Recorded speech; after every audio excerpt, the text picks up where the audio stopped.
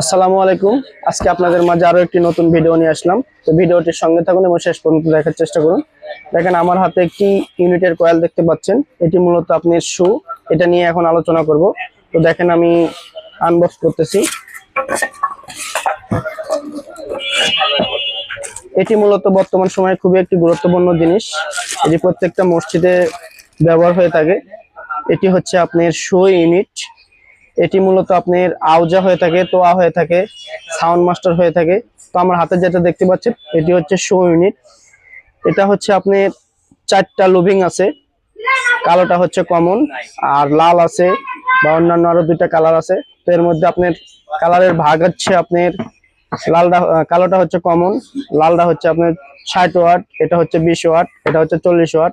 এই 3টা লুবিং হয়ে থাকে। এখানে সাউন্ড কম বেশি হয়ে থাকে। তো এটি হচ্ছে অত্যন্ত একটি ভালো একটি ইউনিট।